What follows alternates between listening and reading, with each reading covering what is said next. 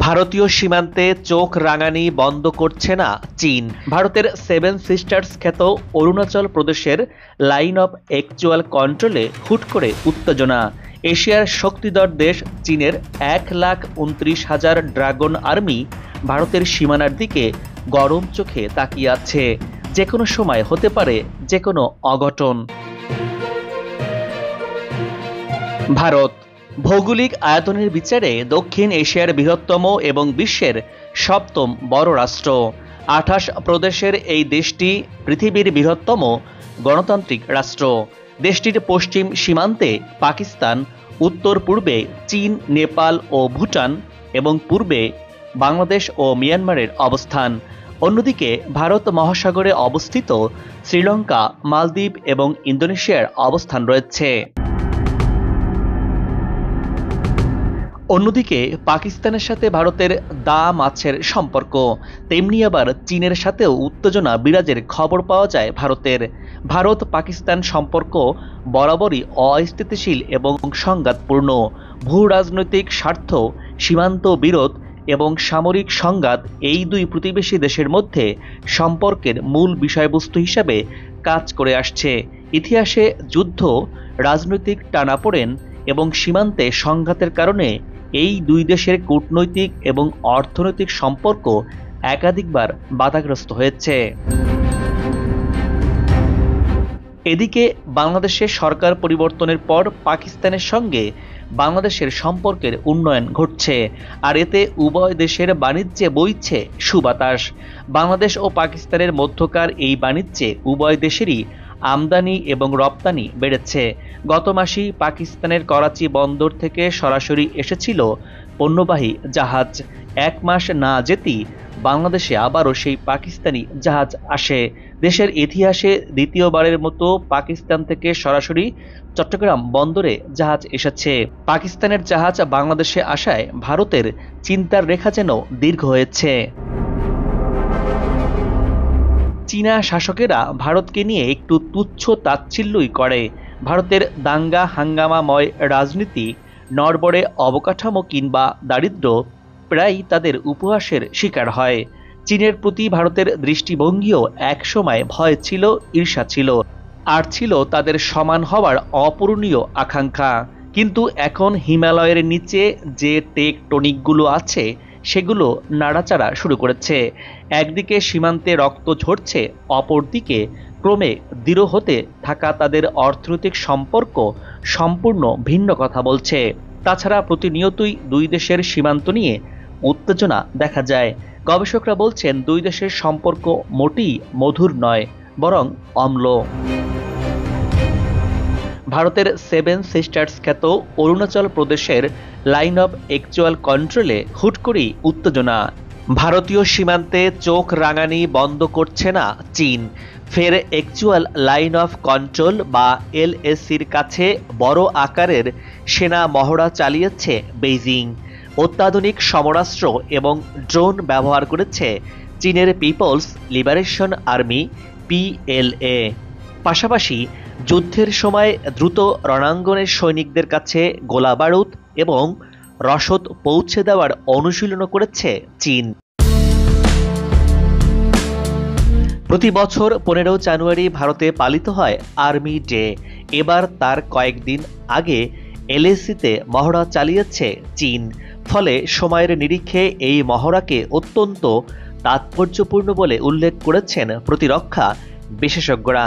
শুধু তাই নয়, লাদাখ সীমান্তের কাছে PL এর অফিসার ও জওয়ানেরা কসরত করেছেন।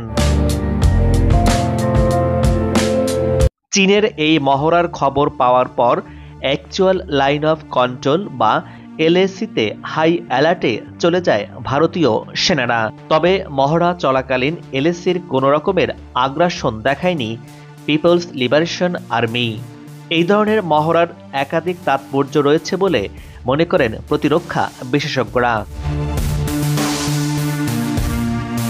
বিশ্লেষকদের কথায়, লাদাখের উঁচু পাহাড়ি এলাকায় মহড়া চালিয়ে হিমালয় অঞ্চলের লড়াইয়ে নিজেদের সেনার শক্তি বৃদ্ধি করতে চাইছে চীন।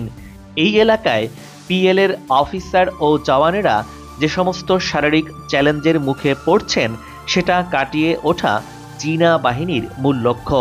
আগামী দিনে ফের আগ্রাসনের রাস্তায় হাঁটতে পারে বেইজিং। তার আগে সেনাদের সব ধরনের তৈরি রাখতে এই পদক্ষেপ নিয়েছে চীন।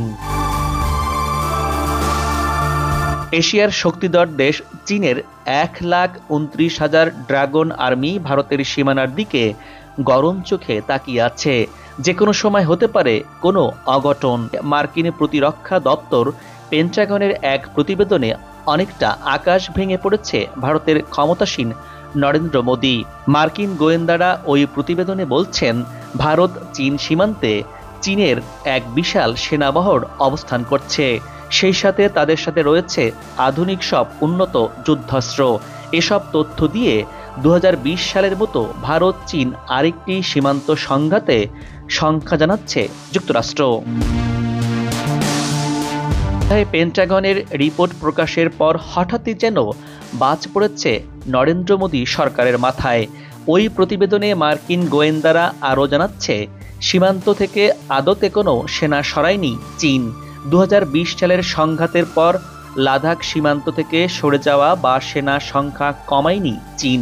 উল্টো সীমান্তে নতুন করে সামরিক অবকাঠামো নির্মাণ এবং সেনা ব্রিগেড মোতায়েনের কাজ করেছে বেইজিং। প্রতিবেশী কোনো দেশের কোনো দিক থেকেই স্বস্তি পাচ্ছে না ভারত। আঞ্চলিক এবং ভূ রাজনৈতিক দেশগুলো আগে থেকেই হাঁপ ছেড়েছে ভারতের মোদী সরকারের কাছ থেকে। ভারতের এই বিজেপি সরকারকে ক্ষমতা থেকে সরাতে পরিকল্পনা করছে যুক্তরাষ্ট্র, এমন গুঞ্জনও গণমাধ্যমে শোনা যাচ্ছে। ভারতের 7 সিস্টার্স খ্যাত মণিপুর রাজ্য নিয়ে উঠছে ভারত দেশ ভাঙার গুঞ্জন। এমন পরিস্থিতিতে চিরপ্রতিদ্বন্দ্বী চীনের সাথে বৈরিতা কমাতে বেশ কয়েক বছর ধরেই বেইজিংয়ের সাথে আলোচনা চালিয়ে আসছে ভারত। বিশ্বের দুই এই সামরিক শক্তিধর দেশ ভারত ও চীনের রয়েছে 3,488 কিলোমিটারের সীমান্ত। লাইন অফ অ্যাকচুয়াল কন্ট্রোল নামের পরিচিত ওই সীমান্ত বিশ্বের সবচেয়ে ঝুঁকিপূর্ণ সীমান্তগুলোর একটি, যেখানে চীন এবং ভারতের সেনারা অবস্থান করে মুখোমুখি। কিছুদিন পরপরই এসব সীমান্তে দেখা দেয় উত্তেজনা। কিছুদিন আগে চীন ভারতের অরুণাচল রাজ্যের 60 কিলোমিটার দখল করে নিয়েছে বলে চীন দাবি করে। তবে শক্তিশালী চীনের বিরুদ্ধে বরাবরই চুপ থাকেন নরেন্দ্র মোদী। স্পর্শকাতর এই ইস্যুতে নীরব থাকে ভারত সরকার, জানিয়ে ভারতের বিরোধী দলগুলো বিজেপির কঠোর সমালোচনাও করেন।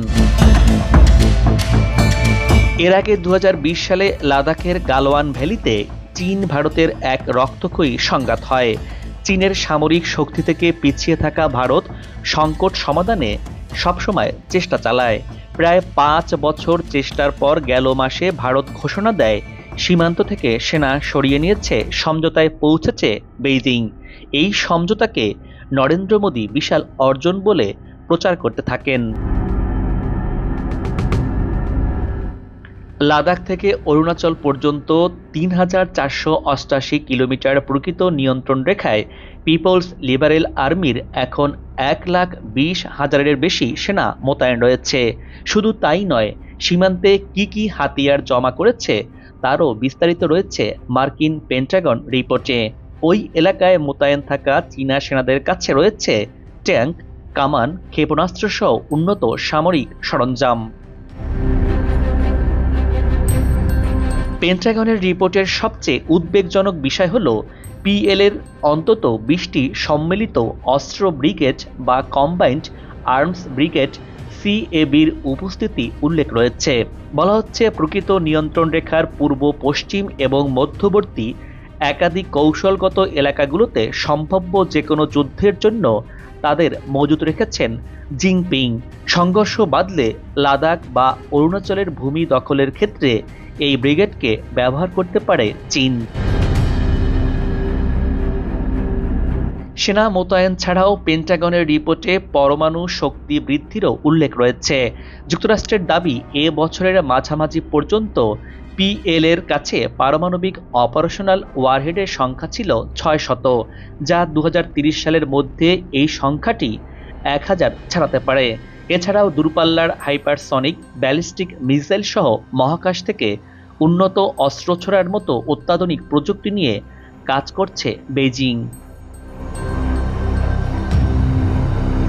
দর্শক, আজ এ পর্যন্তই। আগামীতে আবারও দেখা হবে নতুন কোনো ভিডিও চিত্র নিয়ে। ভিডিওটি ভালো লাগলে আপনার মূল্যবান মতামত জানিয়ে চ্যানেলটি সাবস্ক্রাইব করে ভিডিওটি শেয়ার করুন। ভালো থাকুন, নিরাপদে থাকুন এবং সাথেই থাকুন।